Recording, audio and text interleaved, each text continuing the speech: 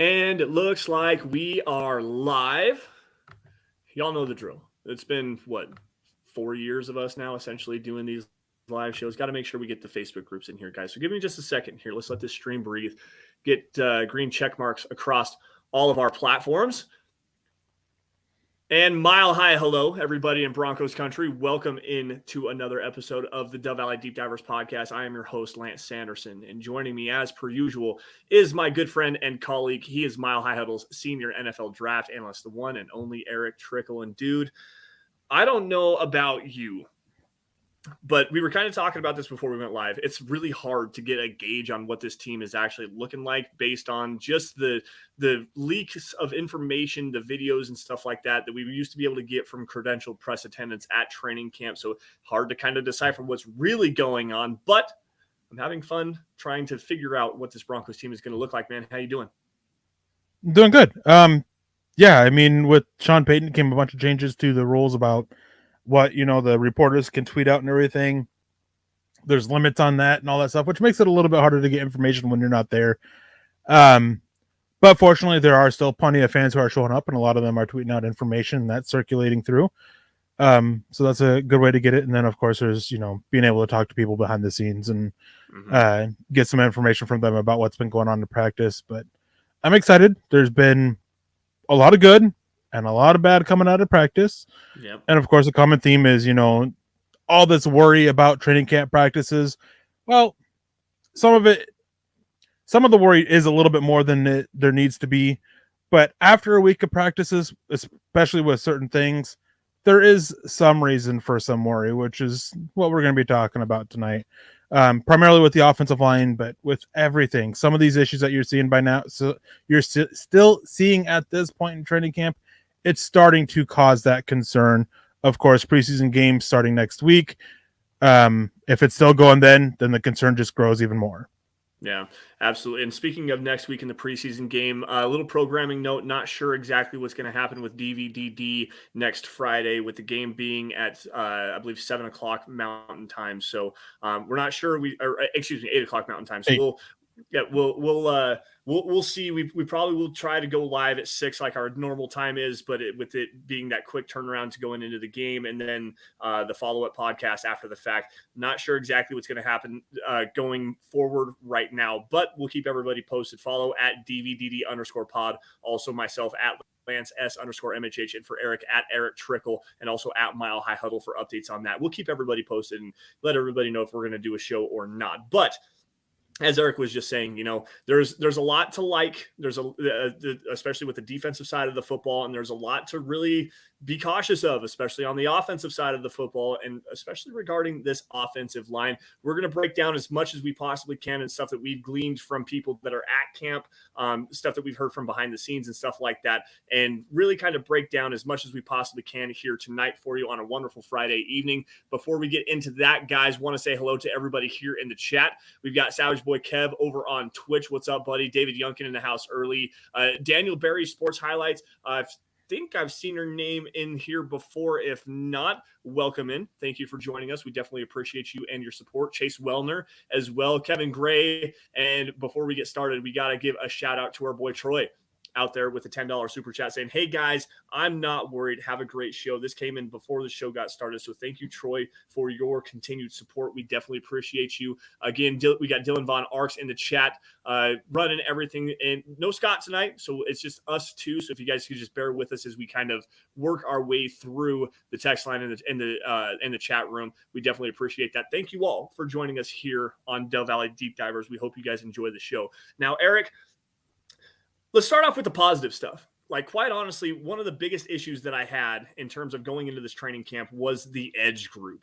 You have Randy Gregory with the injury concerns. Baron Browning still coming off of arthroscopic knee surgery. His status is in question going into the season. Frank Clark was brought in the middle of July.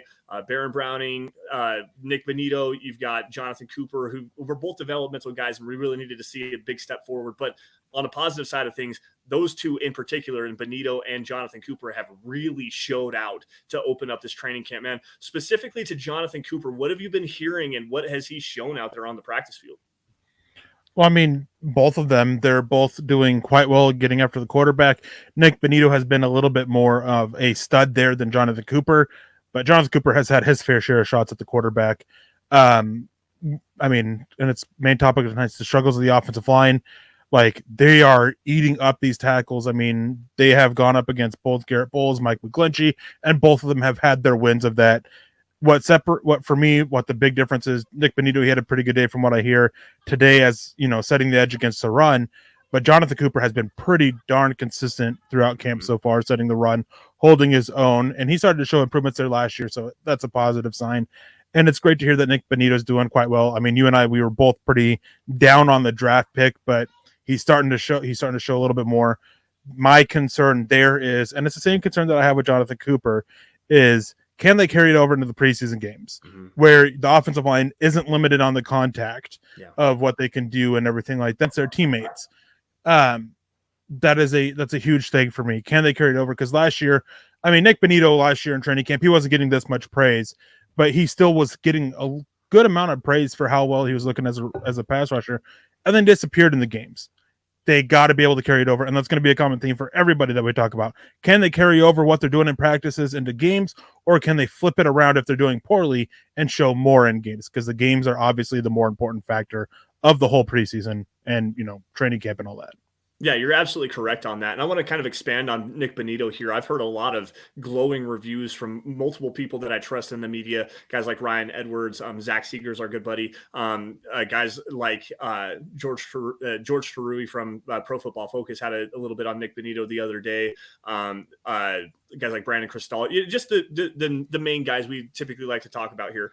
They've all had a lot of glowing reviews. And the one big thing that we've seen going, I mean, even from guys like Mark Schlereth, Orlando Franklin over at 104.3 The Fan, they've all talked about Nick Benito's ability and his growth as a pass rusher in terms of stringing pass rush moves together and not just being focused on that speed and bend that he used to have at Oklahoma. He's really starting to understand some of these subtle nuances.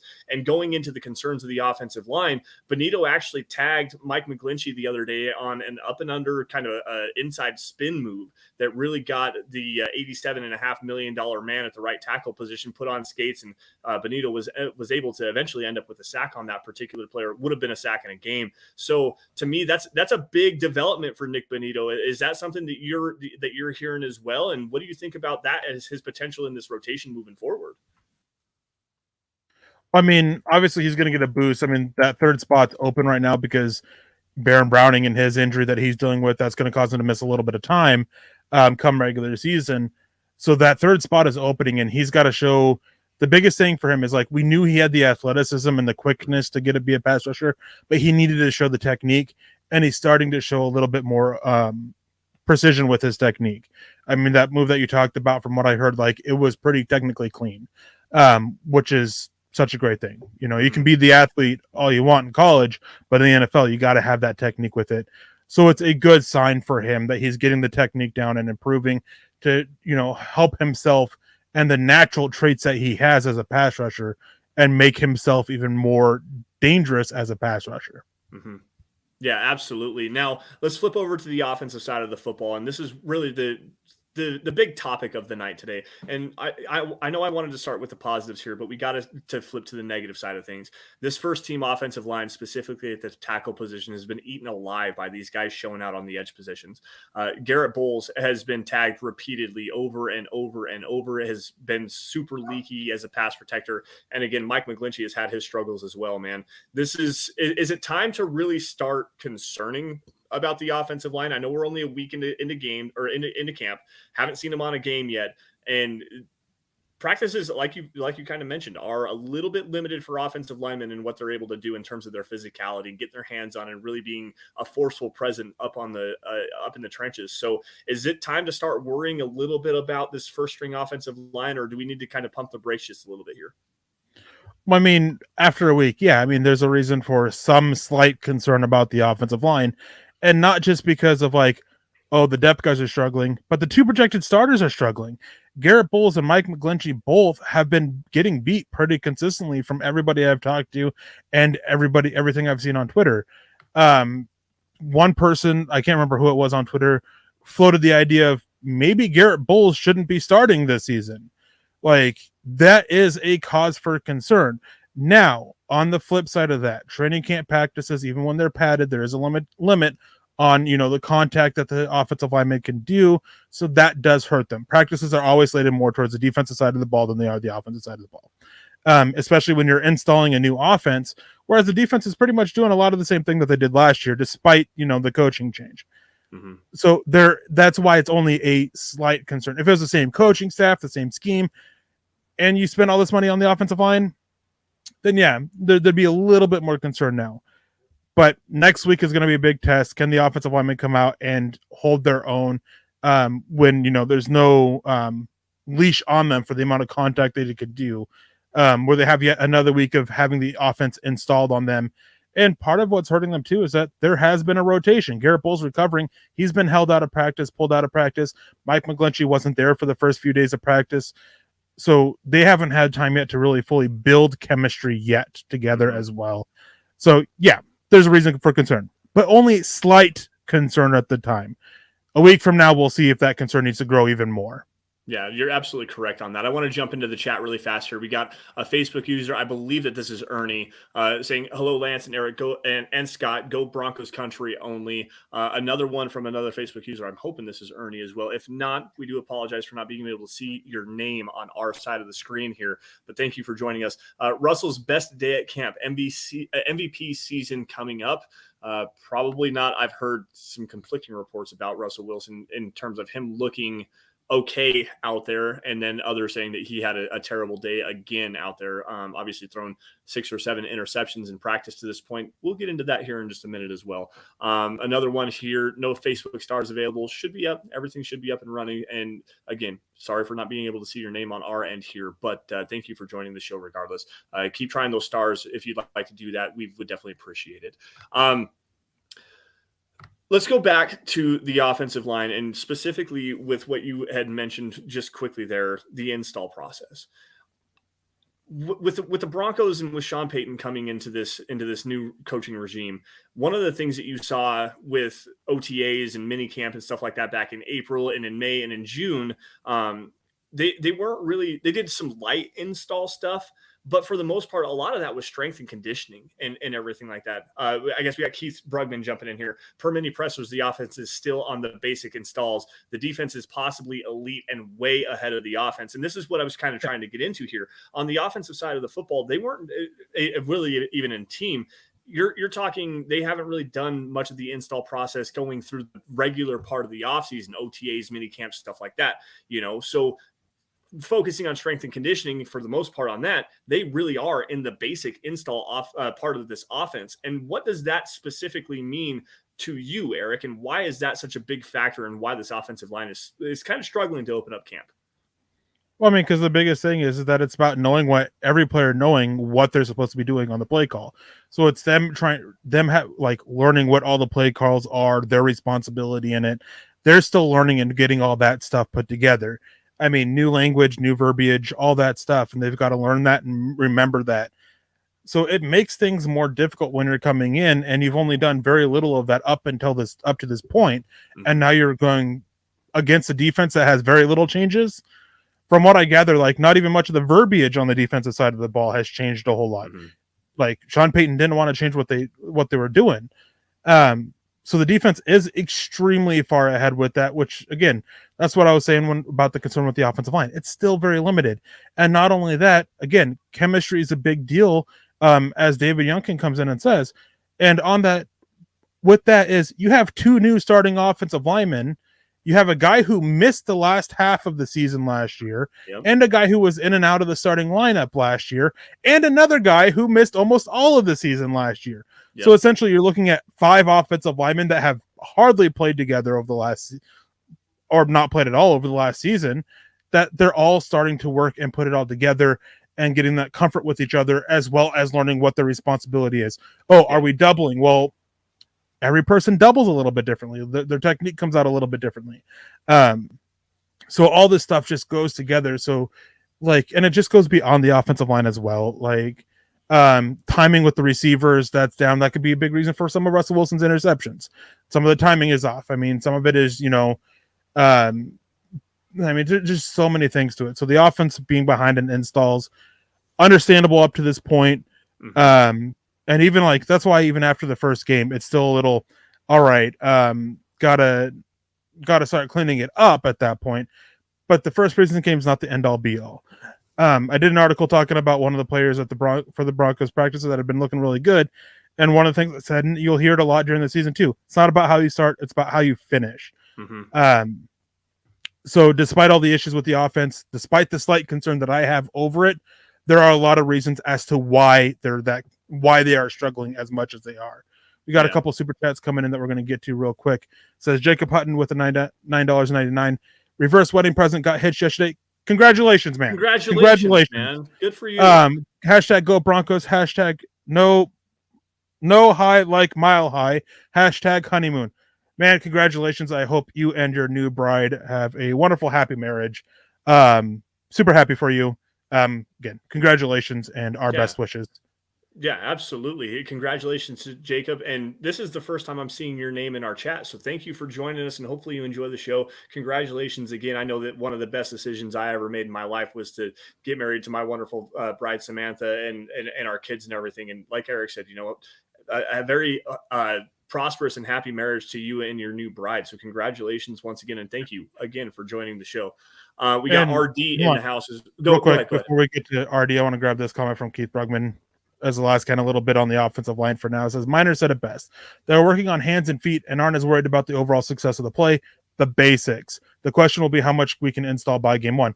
And yeah, I mean, that was a big issue last year. I mean, I heard a lot of people from a lot of people about the coaching last year on the offensive line and how, for lack of a better way to put it, like perverse the coaching was on it.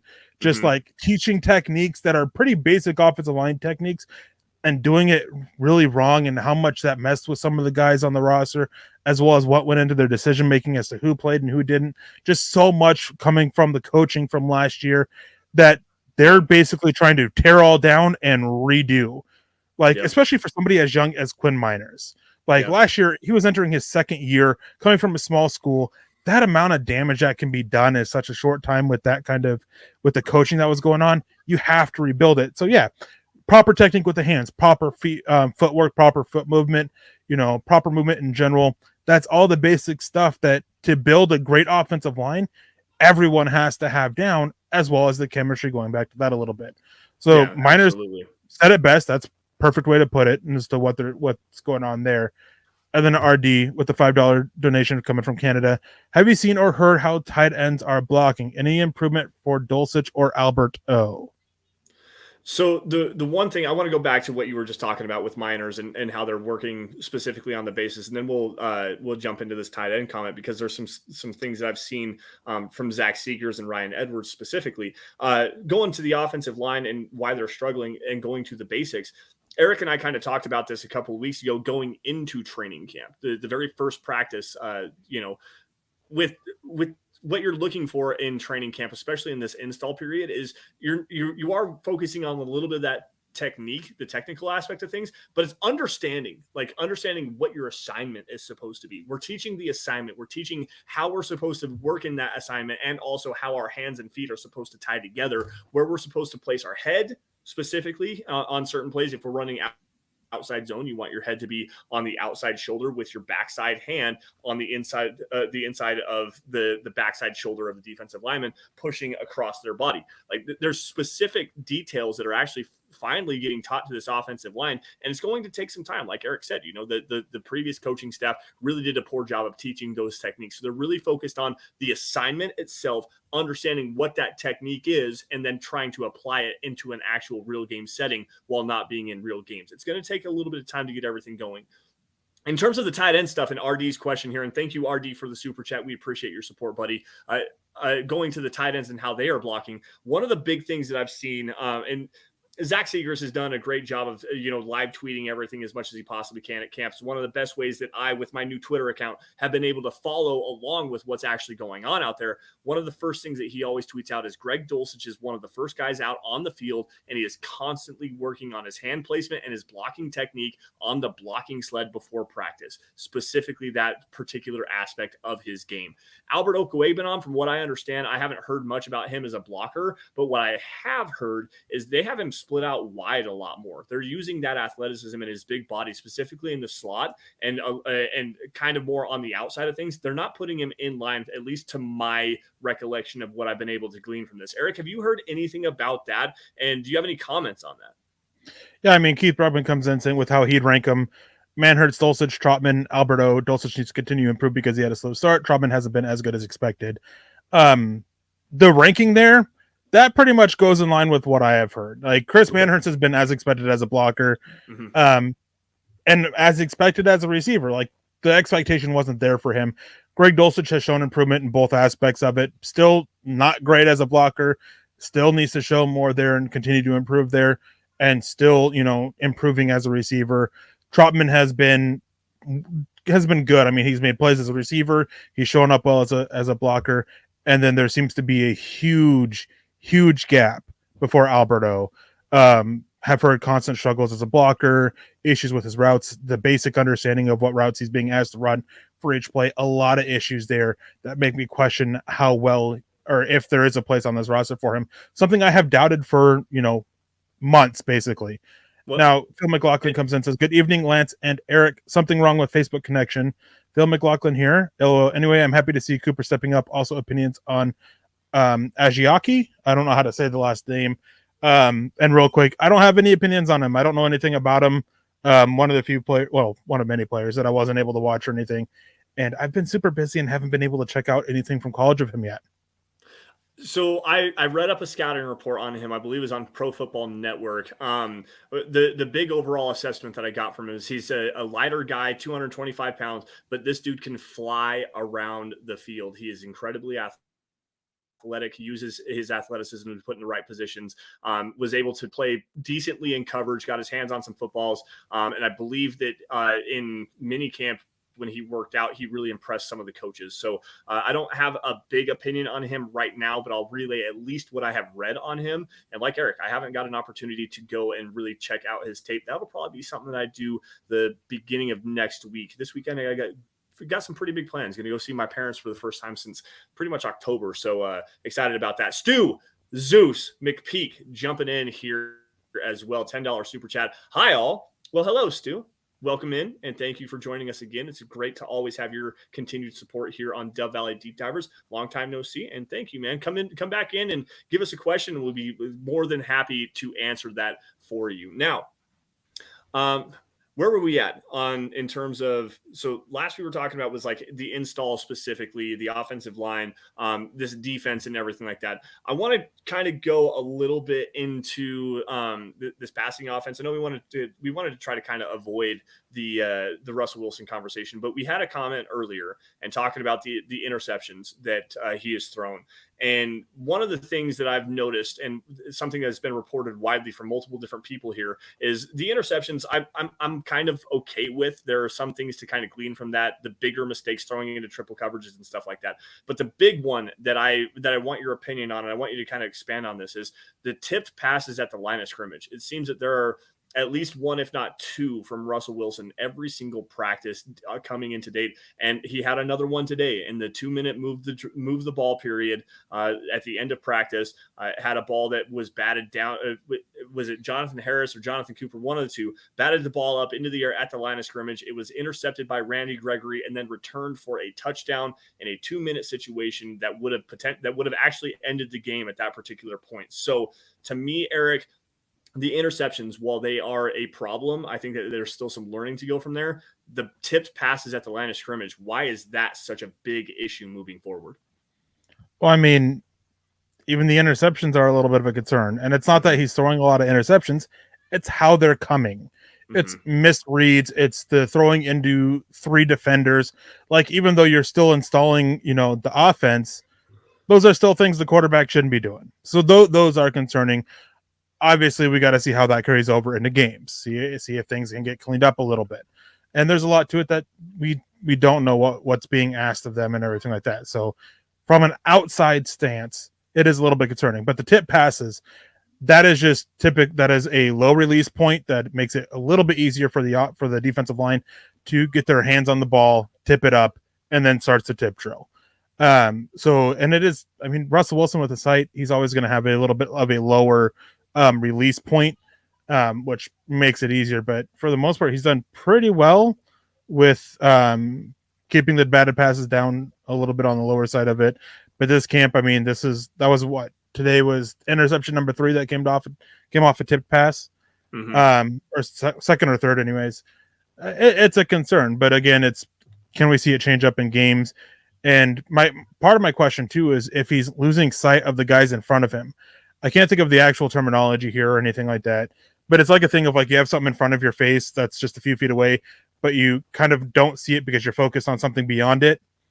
I'm kind of wondering if that's happening. Like he's so focused in on getting the ball to the receiver that he's just kind of like zoning, not necessarily zoning out, but like feeding out what's going on in front of him a little bit. So all things to keep an eye out for. We do have a question here about David Yorkin about how are the running backs doing? Doing great. I mean, Jaleel McLaughlin, he's at the bottom of the depth chart from everything I've heard. He's got plenty of speed, but the biggest issue is he's so easy to bring down. And they're just looking for a little bit more fight with the ball in his hands that he's just not able to show. Tyler Beatty seems to have a pretty big hold on the third running back spot. The other day when Javonte Williams was out, Tyler Beatty was the number 2 running back. So it seems Tyler Beatty is the guy who is, set to be that. He's had some good runs. He's had some good plays there. Has been able to show off his explosive ability a little bit. Haven't heard anything about Tony Jones. P. Ryan looks like a great fit for what Sean Payton wants to do. And of course, Javonte Williams is just, on his way to being a medical marvel with how quickly he's coming back, because now it sounds like he's going to be ready at the start of camp. Like I questioned if he would be, and like all signs are pointing to him being ready to go, or at the start of the season. Sorry.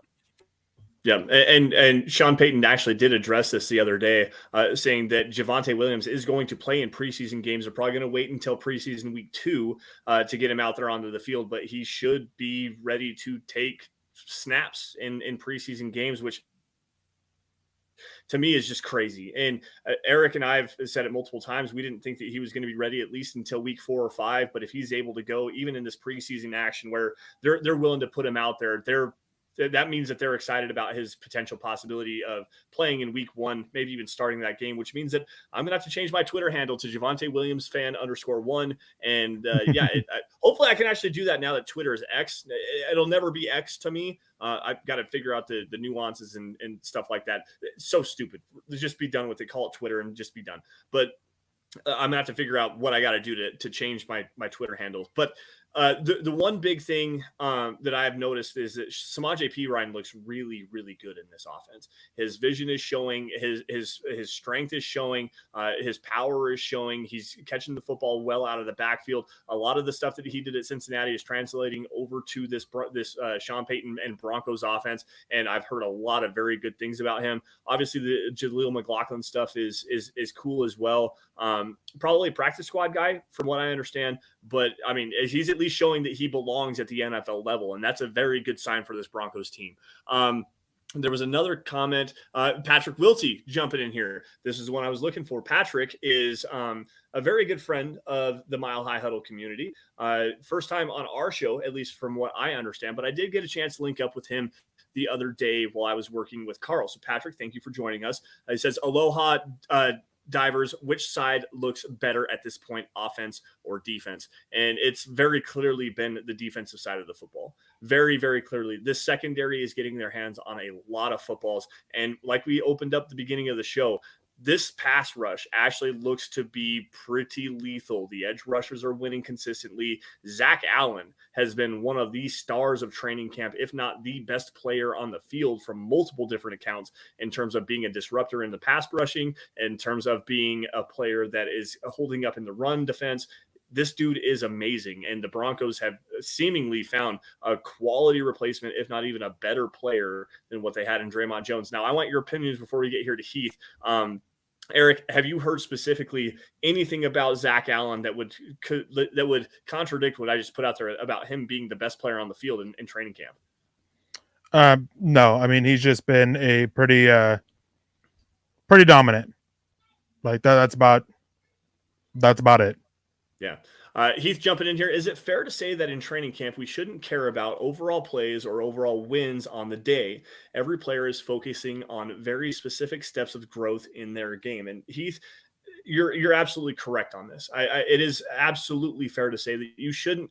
I don't necessarily want to say shouldn't care about it, but you should take everything that you're hearing with a grain of salt. You never know what people are out there trying to spin their narrative. You don't know exactly what's there without being there to see it, without having video evidence or even being there to see it in person. You don't know exactly what's going on out there. So you got to take everything with a grain of salt. These guys are trying to learn and they're trying to grow with a new coaching staff, a new scheme. Erick, do you have anything else on that? No, I mean, like, you care about the plays a little bit, but for the most part, it's just about what the individual players are doing on that play. Mm-hmm. Are they getting whipped badly? What's their technique like? And how consistent is it? Are they consistently winning? Are they consistently losing? Stuff like that. And it all just goes back to the technique of it as well. K-Hop comes in. Any concern about the depth or at least injuries to the depth of the cornerback room? Yes. I mean, there's been a lot of praise, obviously. Patrick Stan, he's great. A lot of praise for Damari Mathis. Seems from everything everyone I've talked to, Quan Williams is, being Quan Williams. But the depth about it has been a little bit concerning. The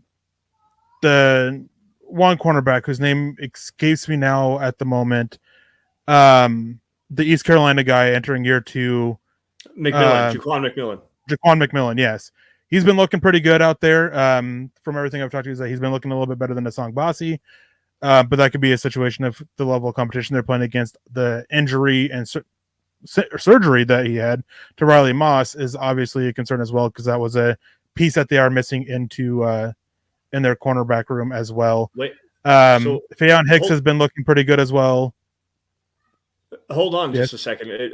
Injury and surgery to Riley Moss. I missed that information. So could you enlighten me, please? It was a core injury, and he ended up having surgery on it. He had a core muscle repair, and kind of like a sports hernia. He's going to be out 4 weeks.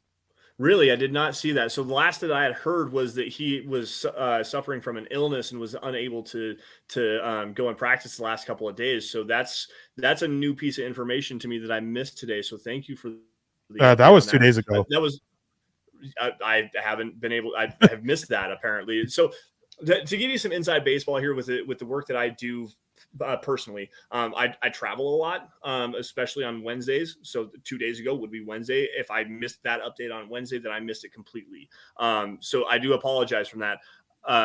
That's a concern to me. I was really looking forward to seeing what Riley Moss was able to do here. Going through a core muscle surgery repair, 4 weeks, not a huge deal, but as a rookie, you need as much time as you possibly can. So that's a concern, at least to me. I do apologize for interrupting you. Go ahead and finish that stuff that you had there for the rest of the cornerback room. We'll grab Michael in a second. I mean, Faion Hicks has been looking fine, and it seems to be like they're really trying to figure out who that backup corner. I haven't heard a lot about Tremon Smith. So backup nickel corner specifically is such a concern. Backup boundary with Riley Moss hurt and recovering from surgery, that is a concern as well. Michael Ronquillo comes in. Good evening, Lance and Erick on the Dove Valley Deep Divers. Go Broncos and Buckham.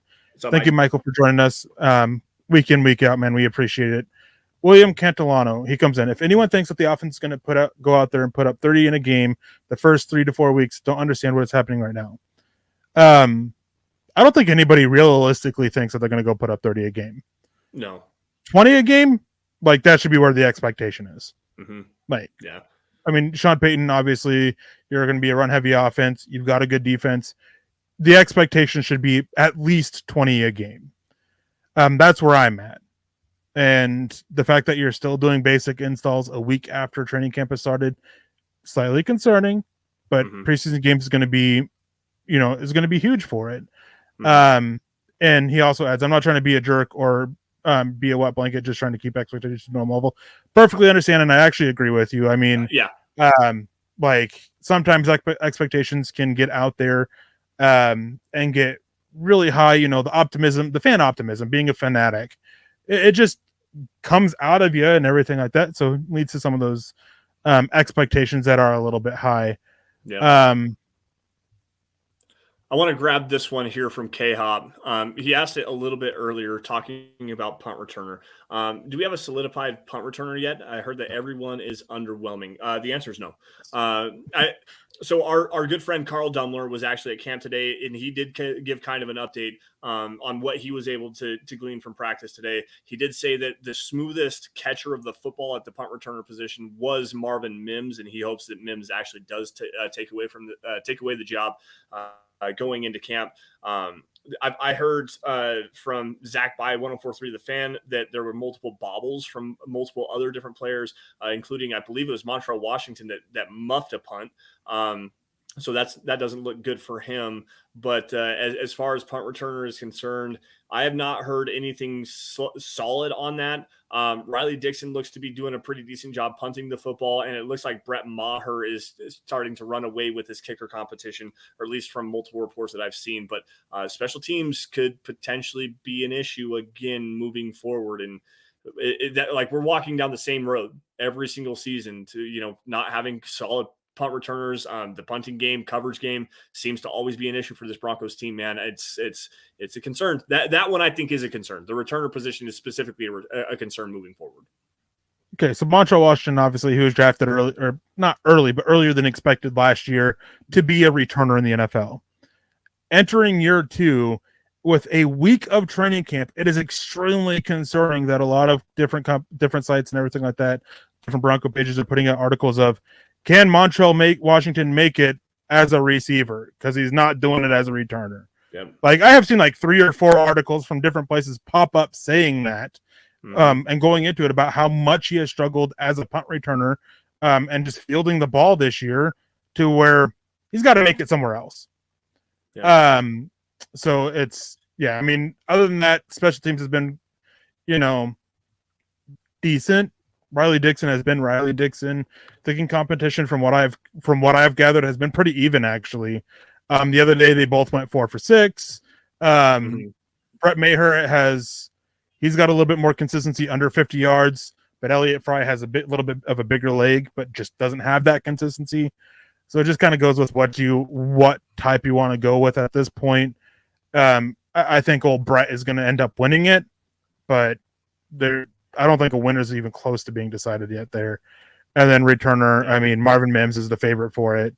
Of all of them, like he's had his issues, but from what I've gathered, but he just seems to be one of the more consistent of them. And then we got a couple questions about receivers since we're talking about Marvin Mims anyways. Harold Jean, is Mims not getting wide receiver reps because of his hamstring recovery, or does Sean want a taller slot like he's had in New Orleans? Well, from what I gather was the initial plan before Tim Patrick's injury, which really sucks, was Cortland Sutton being more of a slot, Tim Patrick and Jerry Jeudy on the boundary, and going with that bigger slot. Now it seems to be that replacing him is that Cortland Sutton's going to go out there, and Marvin Mims is the explosive deep ball guy that they're going to bring in. He's not going to be a consistent stalwart in the passing game. He's going to be out there like to challenge deep after, they establish the run, can start getting defenses to start cheating their safeties a little bit in coverage. Then Mims is going to come out. Brandon Johnson has been a big name there, stepping in for Tim Patrick, and Kendall Hinton has been getting a lot of praise as well.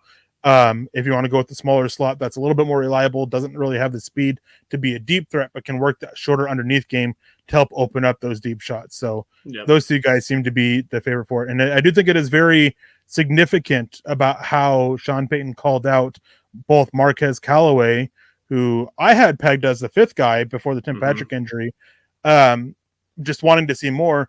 And then Lil Jordan Humphrey as well, who everybody else was higher on than me. For me, he was always a guy that maybe the practice squad, not the roster. But both of them, they got called out. And Sean Payton said it as like, they were with me before. I was expecting to see more, and we need to see more from them. Yeah. No, you're absolutely correct on that. With Callaway and Lil Jordan Humphrey specifically, you got to see more out of those guys. I want to grab this really fast because we got Peter Middleton, our dude, who usually joins in from either Turkey or Cambodia, saying first time that he's catching DVD from Singapore. This dude gets all over the world. What's up, Peter? It's good to see you in the chat once again. Thank you for joining us, buddy. We appreciate that. Back to the wide receivers just quickly here. And I want to go, like you said, the Tim Patrick injury. You and I have not gotten a chance to talk about that. And like you said, it sucks. I feel so bad for Tim Patrick because I thought that he was going to be a major player for this Broncos team, especially if he's coming back healthy from that torn ACL, suffered almost exactly a year prior to tearing his Achilles earlier this week. It sucks not only from Tim Patrick's perspective, but also for the locker room and also for the field, the play on the field in terms of the running game. Because Tim Patrick's a dog out there blocking.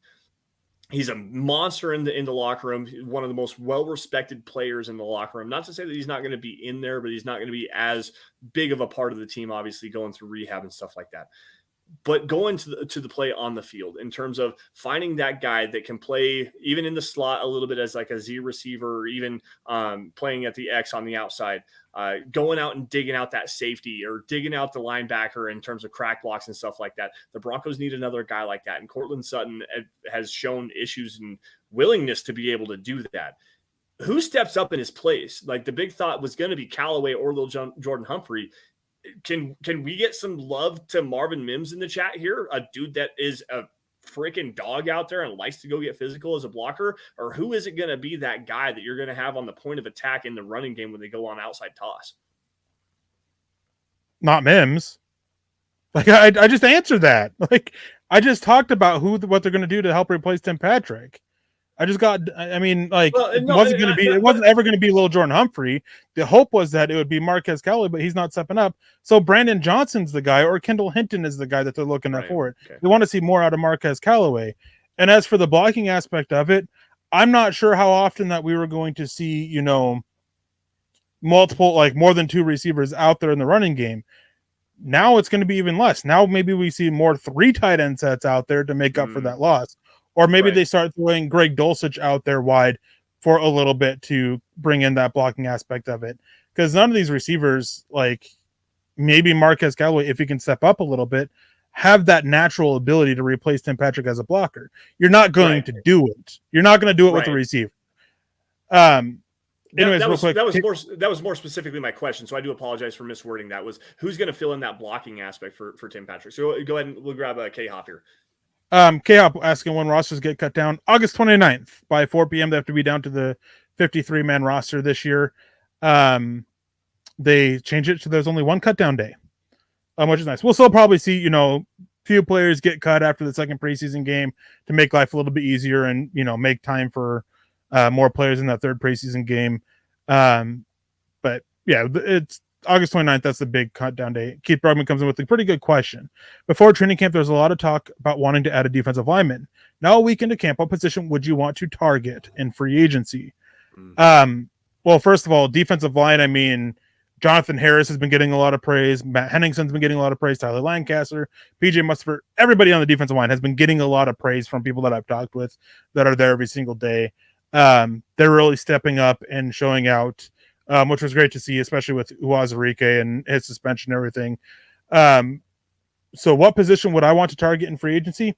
Offensive line. I have felt, as much as I felt that the Broncos needed find a cemented third starter on their defensive line, they have needed to find a veteran depth piece on their interior offensive line because Kyle Fuller is the most experienced guy, and he's not enough on the interior. They got to find somebody else on that interior offensive line to bring quality depth to it because they don't have it. Yeah. So going back to a former Broncos player still on free agent market and has been, from all accounts, been asking for way too much money. He just took a visit with the Minnesota Vikings earlier this week. Is Dalton Risner still on the table? Is that a potential possibility, or has that bridge been burned by the Broncos and this new regime in Sean Payton and the coaching staff? Can Dalton Risner be that guy, that veteran player that can play left guard, play right guard, potentially even move inside the center if you absolutely needed him to. But like you said, you got to get a veteran player. Is Reisner a guy that the Broncos have their eyes on? No. So off the top of your head, I'm not going to ask you to go just crazy in depth with this. Any players out there on the free agent market that you kind of have your eye on right now in terms of interior offensive line depth, or do you know anybody right now off the top of your head? I had a few, but the names escape me at the moment. Okay. On the interior offensive line. I just can't remember who their names are. Okay. Let's see here. Seeing if there's Ben any Jones. Ben Jones, the former center from the Tennessee Titans, I believe, is still out there. He would actually be a decent fit if I remember correctly. It just comes down to the concussions. Yeah. Like the medical with him, and I just don't think the Broncos want to look that way. Harold Jean, has anyone looked good at pass rushing from the interior defensive line? There's been, Zach Allen, like he's been an absolute monster out there from everything I've gathered. Jonathan Harris has been pretty good out there. DJ Jones, like there's been a lot of praise from guys out there on the interior defensive line. You mentioned the one name that I hadn't really heard a whole lot from, in DJ Jones. I just being not as I don't want to say not as focused. I'm always focused on Broncos football, just not being in the loop nearly as much as I have been over the last couple of seasons. What have you heard from DJ Jones specifically throughout this first week of training camp? Basically, the biggest thing is he just looks more comfortable out there, and it's showing. I mean, he's not picking up a new defense. It's a lot of the same stuff that they were last year. So he's just more comfortable in what he's doing and what his role is in the defense, which just translates to what he's doing in practice and everything. Got a couple comments here about Jerry Jeudy. K-Hop says, for a top 50 pick, I expect Jeudy to have at least 1,000 yards by his third year. Any less than that is kind of underwhelming. I think this year Jerry Jeudy breaks 1,000 yards. He got really close last year, 972 yards, I think, total last year, with missing 2 games or 3 games, whatever it was. That's extremely close to it. It could be easily be done. I just got done doing an article about that. It just got actually published. I had to update it because of Tim Patrick's injury. I finished it like 2 or 3 weeks ago. But it's about bold predictions for the Broncos offensive players. And Jerry Jeudy's prediction was just that. Unfortunately, some of the predictions are looking really terrible already. I mean, there's one for an offensive lineman that I'm already laughing at myself over.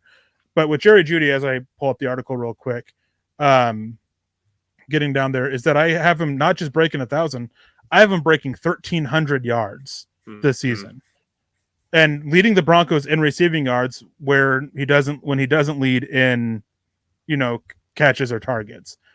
And 1,300 yards, that's not actually a big thing. Last year he had 3 games under 50 yards and 3 games over 100 yards. So just bring a little bit more consistency, averaging about 76.5 yards per game, it can get him to that 1,300. And I think that he's going to be a pretty big focus of the passing offense that they have, with how quickly he can get open and with how quick they want the passing game to be. Right. So I want to go a little bit deep dive into the Sean Payton offense here, and specifically regarding Jerry Jeudy. My prediction for his role within this offense is something similar to what we saw with like Brandon Cooks or maybe even Lance Moore. We're working primarily out of the slot, but mostly as like a Z receiver off the line of scrimmage, and working him over the middle of the field in terms of like crossing routes and dig routes and stuff like that. What do you predict for Jerry Jeudy? And to have him have 1,300 yards this season, even if he doesn't lead the team in receptions, that means they're working him into open space and utilizing his speed and his ability after the catch. What do you think of Jerry Judy's role in this offense, and what is that potentially going to look like moving forward? Slants, crossers, deep crossers, anything working from about the 10 to 20 yard range where you can get him in space and let him try to do something after the catch. Because he's got good speed but it's a straight, and he's got good straight line speed to, take the top off of defense. But he doesn't, what's the best way to put it? Is at times when he's working in a straight line, he can struggle to separate. He's got to throw in that move to be able to separate. So maybe you do a double move to get that 9 route. You have him do a quick cut inside on a crosser, something like that to get separation and let him work after the catch and create those plays for him. I think that the more reliable target, the guy that they're going to look at to go secure those first downs that are much needed, that's going to be Courtland Sutton. I have him just missing the 1,000-yard mark in my bold prediction for this, but leading in catches and targets. So it's just a way of working them together with what they want to do with their passing game. And yeah, that's just kind of what the role I see for him, and letting Marvin Mims really be the true deep threat. And I mean, KJ Hamler, he has his heart condition. He's taken a break from football for now while he gets that taken care of. But the expectations is he's going to be back once that's done and taken care of. So that says to me that they have something planned for him within this offense this year. Yeah, and that's unfortunate for KJ Hamler. The first things first, he has a heart condition, pericarditis. Was released from the team. It seems like Erick said is mostly procedural. At least that's what Sean Payton was talking about. It does sound like they want him back here 4 to 6 weeks, maybe even 8 weeks at the most to get him kind of cleared up and ready to go. I'm very, very excited about that. Soren Lundgren, we've got a new name here in the chat. So Soren, thank you for joining us. Thank you for your support here with the $5 super chat. Saying from what I have seen, the O-line looks average at best in passing and fairly decent in the rushing game. I don't want to panic, but I am concerned. Now, Erick, you and I kind of already talked about this with the edge position really dominating Zach Allen, in the pass protection and stuff like that. But we haven't really touched upon what this team looks like in terms of running the football, which is one of the biggest focuses of what Sean Payton wants to do with this offense this season, very specifically by going out and getting Ben Powers and Mike McGlinchey as maulers in the running game. I've seen a lot to really like about this running game opening up camp. What have you heard, and what potentially is this offense going to look like in terms of running the football moving forward?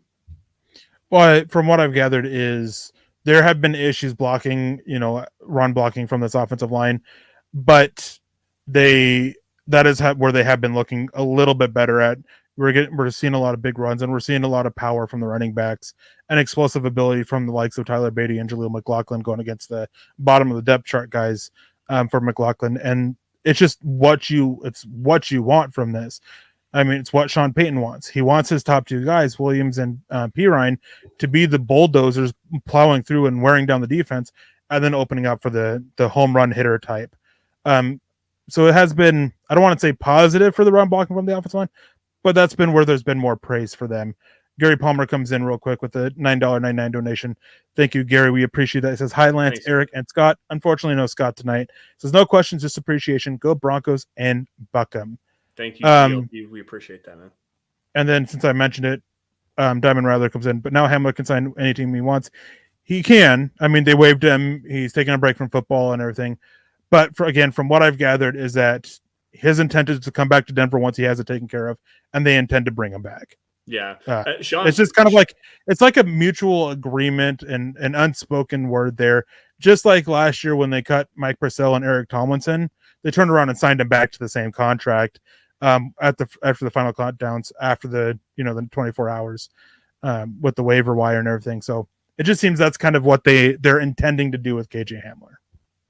Yeah, and that's exactly what Sean Payton was talking about earlier this week when they did release him, saying, they've been in contact with KJ, they've been in contact with his agent. It sounds like they have a pretty good plan moving forward. They expect him to be back here in just a few weeks. Probably, like I said, 4 to 6 weeks is probably the timeline we're looking at here for him to come back right around the beginning of the season, and we'll see what it looks like moving forward. 8 weeks probably at the max there. There was another comment, and I want to grab it because it was a really good one, a good question. That it was K-Hob jumping back in here saying that I have both Cortland Sutton and Jerry Jeudy getting 1,000+ yards this season. Don't clown me. Not going to clown you. We actually talked about this a couple of weeks ago. Erick was actually running the show, and I did my bold predictions, and I had Tim Patrick and Jerry Jeudy both going over 1,000 yards this season. It's a bold prediction that I typically always run with going into the season, just because I have optimism for the passing game every single year the Broncos go out there. With Patrick obviously tearing his Achilles a couple of days ago, that's probably not going to happen. But I did actually do some research in the Sean Payton offense going back to his time all the way back to 2009 when they won the Super Bowl with Drew Brees throwing the football. I believe it was to Jimmy Graham and to Marcus Colston at the time was who it was. Since 2009, Sean Payton offense has only featured two 1,000-yard receivers 6 total times. And a couple of those times was Jimmy Graham at the tight end position. So not to really clown on you here, but just to give you a little bit of basis of understanding what's going on here. those seasons in which those 1,000-yard receivers actually existed in the Sean Payton offense, Drew Brees threw the ball for over 670 total attempts on the season, and all of them. It's not very likely that the Broncos are going to be throwing the football that much this season, especially based on what Sean Payton has shown and what this offense has at least looked like through the first week or so of training camp. So not to clown on you, just to give you some statistical basis of this, I like the bold prediction here of Sutton and Judy getting over 1,000. I'm going to stick by my words and saying that it's probably not going to happen, but as a bold prediction, I like it, man, and I'm right there with you. So absolutely, thank you for that, K-Hop. We definitely appreciate it. And then last question here, we have K-Hop again. Any news on Alex Forsyth? And I want to talk about this since it deals with the offensive line, and we kind of skimmed over the center position a little bit. From everything I have gathered, is the center position has been Lloyd Cushenberry, Alex Forsyth, and there's been no movement. Lloyd Cushenberry, he's been going against, the first string. He's a starter guy, and it's been inconsistent at best. Alex Forsyth, he's had his wins, he's had his losses going against the second and third string guys. Today, I guess he had a great play opening up a line or opening up a hole for Jaleel McLaughlin to absolutely run through. So Alex Forsyth, he's got to do more. It's a thing of you can't be stagnant like Lloyd Cushenberry is and win the job, but if nobody's going to push you for it, then you just get handed the job. So Alex Forsyth, Kyle Fuller, Luke Wattenberg, even they all got to step up and show more as a center to help push Lloyd Cushenberry, because the stuff with Lloyd Cushenberry hasn't been great. Yeah. Center position, still extremely concerning. Where I'm concerned actually the most about with the interior offensive line is the center position. Yeah, me too. And that was one of my biggest concerns coming into the season, along with edge depth and understanding how the safety and cornerback room was going to look moving forward with just the youth with the depth and everything there. So concerning there, I agree with you 100% on Cushenberry. I want to see it in a game, see what it looks like with Cushenberry and with Alex Forsyth, especially in the running game. I think that's a big factor here, obviously, with what Sean Payton wants to do. I believe you said Forsyth looks better as a run blocker right now than Cushenberry does. So that makes a lot of sense. And I think that Alex Forsyth, like your bold prediction for this Broncos roster on the offense, Alex Forsyth is going to start win the starting center job. So I'm right there with you on that. With that, guys, though, we do got to get out of here. Just a couple minutes left. Want to shout out everybody in the chat. First things first, we've got Troy Boer. We've got I forgot the name already. Dang it! We got GLP in there, Soren Lundgren. We've a couple other people dropping some super chats and some stars donations. We got Phil McLaughlin, everybody that was over there on Facebook. Shout out to everybody for that. We definitely appreciate your guys' support. K-Hop for a bunch of the great questions you brought in. David Youngkin for some great comments. Harold Jean didn't get to you tonight, but we will definitely get to you moving forward. Doug Tessier, a new name in the chat. Thank you for joining us. Thank you all. 118 sets of eyes, at least on the Facebook side of things, joining us tonight. So thank you all for joining us on a wonderful Friday evening for Dove Valley Deep Divers. You guys follow us on Twitter by finding me at LanceS_MHH, for Erick at Erick Trickel. And while you guys are at it, make sure you guys are following at Mile High Huddle. That's the mother account where you guys find breaking news, analysis, film breakdowns, opinion articles, every training camp update that we could possibly give from you, from Luke Patterson, LP, being out there every single day at camp. Carl Dunmore was out there earlier today. All of that stuff you can find that at Mile High Huddle, also at milehighhuddle.com for all of the updates there as well.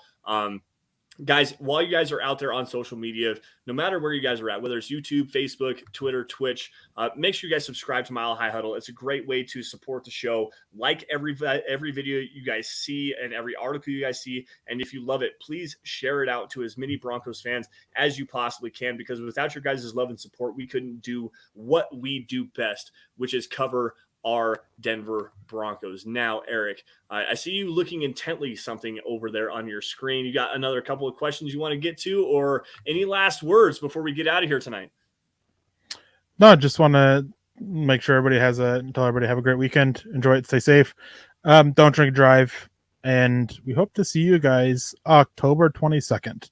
Yes. Super excited for it. Excited to get out of state and bring my brother with me, which he deserves. It'll be his birthday. So, he's going to get a glimpse into my world a little bit, and hopefully, not be a little, be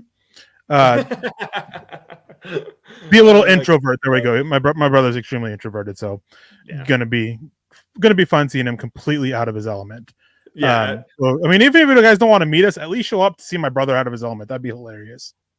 Well, so let's backtrack here. 2 years ago, you were pretty much out of your element as the introvert in your family as well, hanging out the First Mile Huddle meeting group. Anxiety, and my brother's worse.